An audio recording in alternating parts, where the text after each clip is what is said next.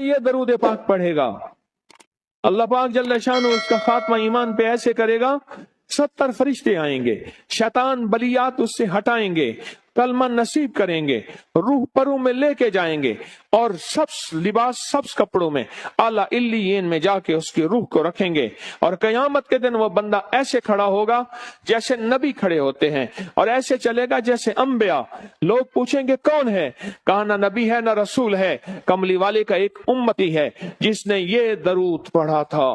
اگلی بات عجیب سنیں، یہ درود پاک جو میں ابھی بیان کر رہا ہوں پڑھتا ہے اور میں اللہ جل شانہ اس کے منہ میں وہ نور بھرتے ہیں کہ کیا بنی اسرائیل سے لے کر قیامت تک کے ہر امتی کو بھی نور تقسیم کرے، اس کا نور ختم نہیں ہو۔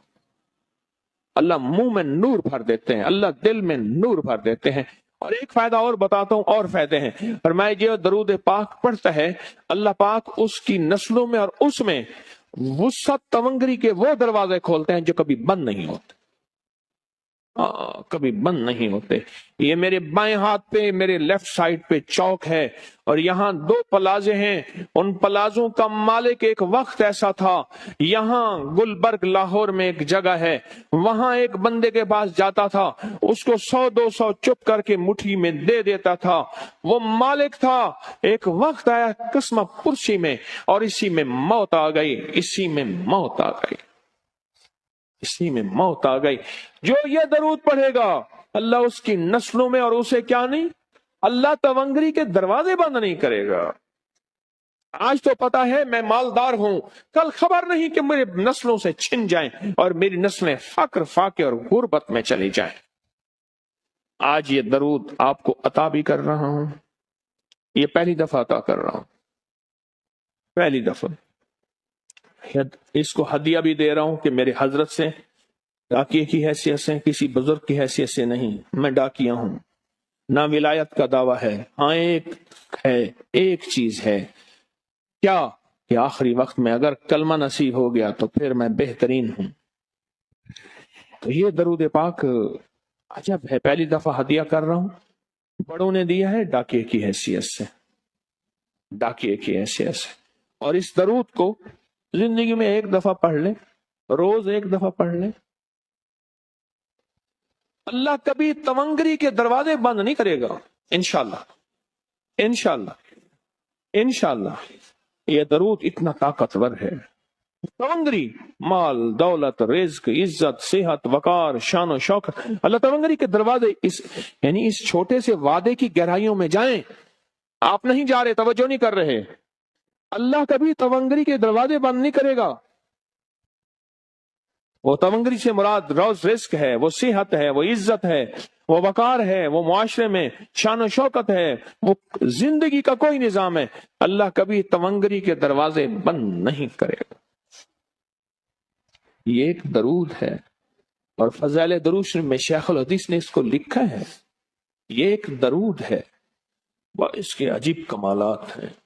اکثر میں نے آپ کو دیکھا نا، درس میں شروع کرنے سے پہلے میں یہ پڑھتا ہوں، اور میری زندگی میں ایک واقعہ ایسا ہے کہ میں نے اس درود کے فوائد بیان کیے، زندگی میں صرف غالباً ایک بار اس درود پاک کے فضائل، برکات اور کمال بیان کیے ہیں، شاید ایک دفعہ۔ عجب درود ہے، اللہم لک الحمد کما انت اہلہ، اے مولا میں تیری حمد کرتا ہوں جتنا تو اس کا اہل ہے۔ اللہ کی اہلیت کتنی ہوگی، اللہ کی عظمت کتنی ہوگی، اللہ کا وقار، اللہ کی شان و شوکت، اللہ کا غلبہ کتنا ہوگا، کوئی گمان کر سکتے ہیں؟ فصلی علی محمد کما انت اہلہ، اور سلام بھیجتا ہوں، درود و سلام بھیجتا ہوں محمد پہ جتنا وہ اہل ہیں، جتنا ان کی عظمت ہے، جتنا ان کا وقار ہے، جتنا ان کی شان شوکت ہے۔ وَفَعَلْ بِنَا مَا أَنْتَ أَهْلُهُ، پھر تکرار کر رہے ہیں، إِنَّكَ أَنْتَ أَهْلُ التَّقْوَى وَأَهْلُ الْمَغْفِرَةِ، آپ سے بڑا تقوی والا کون ہے، آپ سے بڑا مغفرت والا کون ہے۔ یہ درود پاک جب بندہ پڑھتا ہے، میں نے اس کے فضائل بتائے تھے، اس کے کمالات بتائے تھے، آج میں اس کے صرف 2-3 فضیلتیں بتاتا ہوں پھر ہم اس کو مل بیٹھ کے پڑھتے ہیں۔ اور میں جب یہ بندہ درود پاک پڑھتا ہے جب اس کی موت کا آخری وقت ہوگا، موت کی آخری ہچکی کو ذرا غور سے سن، موت کی آخری ہچکی کو ذرا غور سے سن، زندگی بھر کا خلاصہ اسی آواز میں ہے، زندگی بھر کا خلاصہ اسی آواز میں ہے۔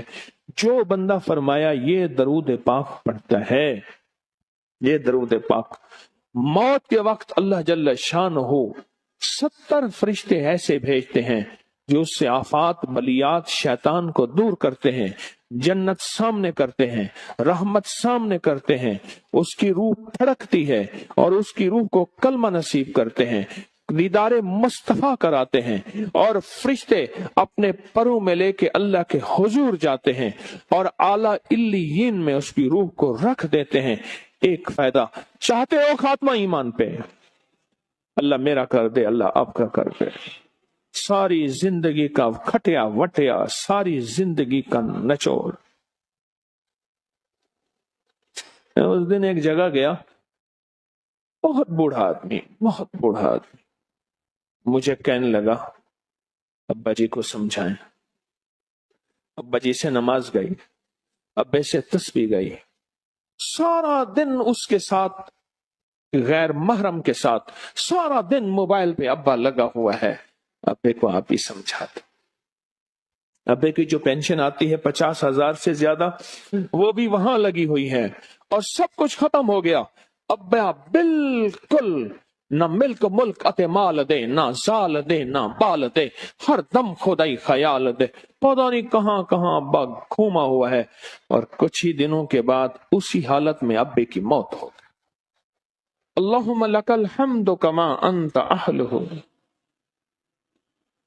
فصل علی محمد